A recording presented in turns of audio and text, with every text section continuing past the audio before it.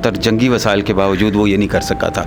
उसकी ख्वाहिश थी कि वो जिनाह हाउस में कब्ज़ा करके यहाँ पे पाकिस्तान का परचम उतारेगा, भारत का परचम उतारेगा। शायद इतना नुकसान दुश्मन भी नहीं पहुंचा सकते जितना ये सियासी लबादा ओढ़ी एक पार्टी ने पहुंचाया। आप देखेंगे ये मुनज़्ज़म साजिश और एक प्लानिंग के तहत एक बाकायदा पेपर वर्क 2600-2700 लोग पकड़े गए, उनमें से 1000 से ज़ायद TTP से रिलेटेड लोग निकले। अगर गिरफ्तार किया गया तो इससे भयानक नताइज होंगे। इससे भयानक क्या होंगे? आप मुल्क तोड़ देंगे, इससे भयानक नतीजा। दिल के फफूले जल उठे सीने के दाग से, दिल के फफूले जल उठे सीने के दाग से, इस घर को आग लग गई घर के चिराग से। बिस्मिल्लाहिर्रहमानिर्रहीम। अस्सलाम वालेकुम नाज़रीन, आपका मेज़बान ज़हर इम्तियाज़ आपकी खिदमत में हाजिर और आप देख रहे हैं डिजिटल अलायंस। नाज़रीन,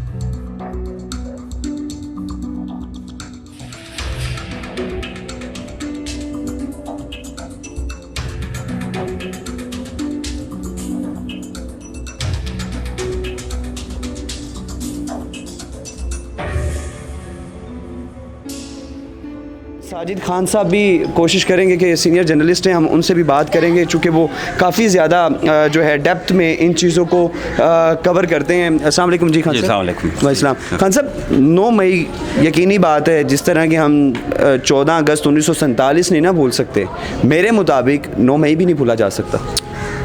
1948 की जंग हो, 1965 की जंग हो या 1971 का सानह सकूत ढाका हो, हमारे दुश्मन की हमेशा ये ख्वाहिश रही है कि वो पाकिस्तान को निस्ब नाबूद कर दे। एग्जैक्ट इस वक्त जहाँ पर हम लोग खड़े हैं और आपका कैमरामैन दिखा रहा है, और एक पॉलिटिकल पार्टी की जो अस्करी विंग है उसकी तरफ से तबाही मचाई गई है।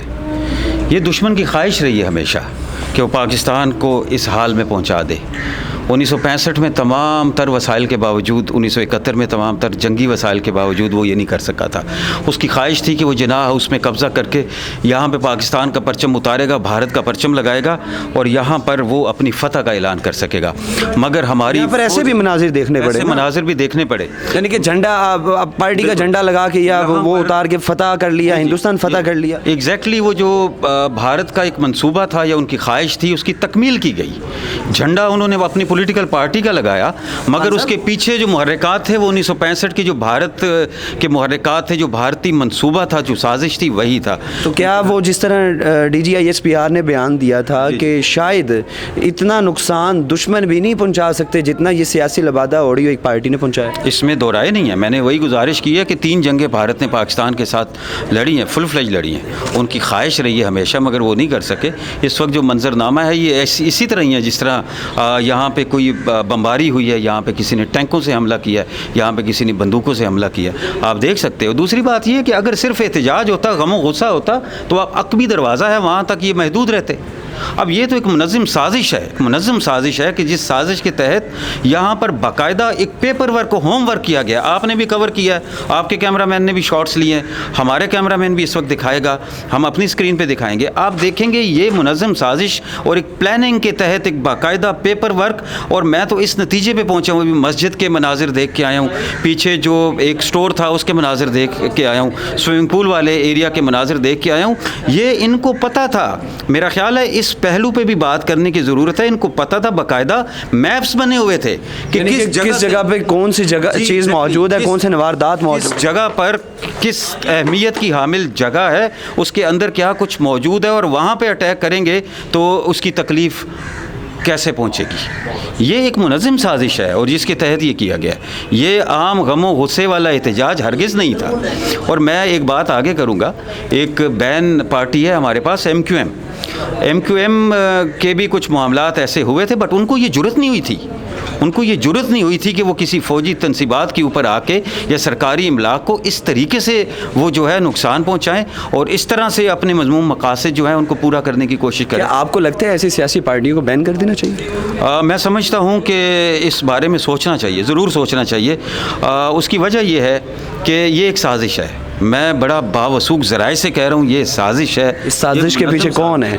देखें, पॉलिटिकल पार्टी की लीडरशिप तो है, उनका अस्करी विंग है, और अब जो तकरीबन यहाँ कौन सी पॉलिटिकल पार्टी है आपके जो बावसूख से राय, जैसे कि पीटीआई को नॉमिनेट किया गया? पीटीआई तो यकीनी तौर पे सामने है, फ्रंट पे है। तो ये मैं समझता हूँ पीटीआई तो एक पॉलिटिकल विंग है, यानी कि मुनज़्ज़म कारी में ये जो जितना भी ये यहाँ पर कार्रवाई की है। अगली बात ये कर रहा हूँ, जो 2600-2700 लोग पकड़े गए उनमें से 1000 से ज़ायद टीटीपी से रिलेटेड लोग निकले हैं, जो रिकॉर्ड याफ्ता हैं टीटीपी का, और उन्होंने उस पॉलिटिकल पार्टी के झंडे पकड़े हुए थे, और उसके जो प्लानिंग थी उसके तहत यहाँ पे अटैक किया, हमला किया।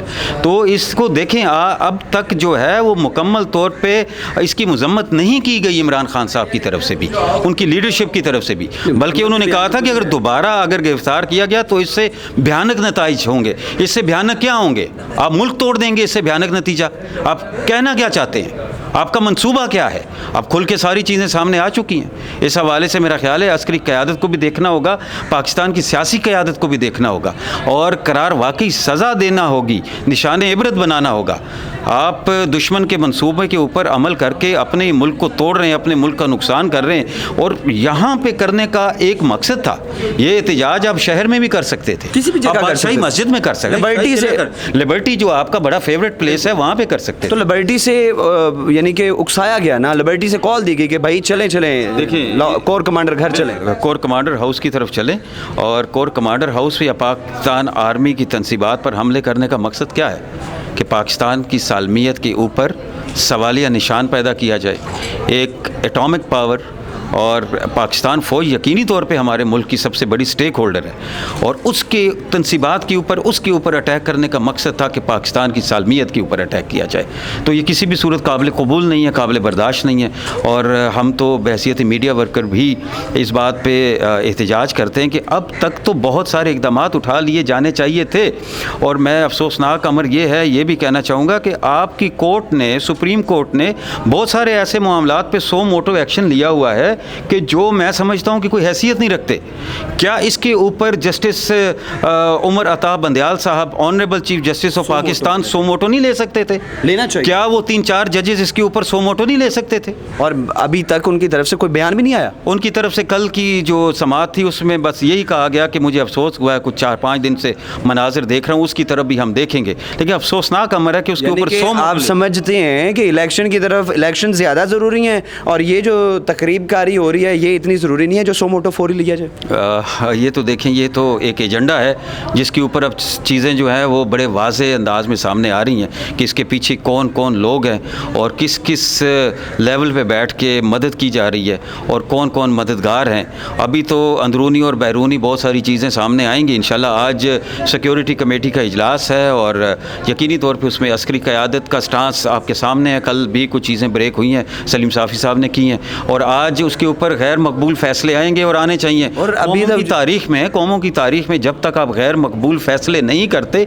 आप आगे नहीं बढ़ सकते। और ये एक ऐसा पॉइंट है कि यहाँ से इस तरह खामोशी से आगे अगर बढ़ गए तो फिर कल को जिसका जत्था जितना ताकतवर होगा, जिसके पास जितने बंदे होंगे, मैन पावर होगी, वो आके कुछ भी कर देगा। फिर कहाँ आपकी रियासत की रिट, कहाँ आपकी सालमियत, कहाँ आपके दायरा कार, कहाँ आपका जो एटमी ताकत और वो सारे सब तो सवालिया निशान है। यानी कि 75 साल की तारीख आपने मिट्टी में मिला दी। मिट्टी में मिल गई है। ये खाकस्तर आपके सामने जो इस वक्त ये धुआं उठ रहा है, ये धुआं मैं समझता हूँ कि ये दुश्मनों के घरों का उठना चाहिए था, घरों का उठना चाहिए था। लेकिन इस धुएं में जो आहें और सिसकियाँ, इन दरो दीवार की आहें और सिसकियाँ महसूस कर रहे हैं, ये सिसकियाँ शुहदा की माँओं की हैं, उनके वालिदैन की हैं, उनकी बीवियों की, उनके बच्चों की हैं। ये वो सिसकियाँ हैं। इसका जवाब आप देख सकते हैं, मैं दे सकता हूँ, नहीं दे सकते। लास्ट पे साजिद साहब ये भी बताइएगा कि जिस तरह के इमरान खान साहब ने रिहाई से पहले ये जुमला बोला था कि मैं किसी भी हसास इदारे के ख़िलाफ़ बात नहीं करूँगा, वेरी नेक्स्ट डे उन्होंने DG ISPR को काफ़ी ज़्यादा निशाने पर रखा। तो आप क्या समझते हैं, उसके हवाले से आपकी क्या राय है कि जिस तरह DG ISPR को निशाने पर रखा, एक बतौर सियासी लीडर क्या इस तरह का बयान देना चाहिए था? मैं पहले गुजारिश कर चुका हूँ कि इस तरह के बयानात तो शायद अल्ताफ़ हुसैन की तरफ से भी नहीं आए, ठीक है ना। मैं दोबारा अपनी बात को दोहराऊंगा, ये एक मुनज़्ज़म साजिश है ये एक मुनज़्ज़म साजिश है जिसमें टीटीपी शामिल है, वो इनका अस्करी विंग है भाई। वो किस तरह पाकिस्तान जो इनके हक़ में टीटीपी की प्रेस रिलीज़ निकली हैं, उनके बयानात, उनकी वीडियोज़, ऑडियोज़ आपके सामने। तो देखिए, गुजारिश ये है कि ये इस पार्टी को न सिर्फ बैन किया जाए बल्कि एक इबरतनाक शिकस्त दी जाए, और जो कोर्ट मार्शल है, जो इसकी आर्मी की अदालतें, इसके अंदर सज़ाएँ दी जाएँ। और ये दहशतगर्दी है, खुली खुली दहशतगर्दी है। आइन को पामाल किया गया, पाकिस्तान की सालमियत को पामाल किया गया। और यहाँ पे अटैक करने का मकसद क्या था?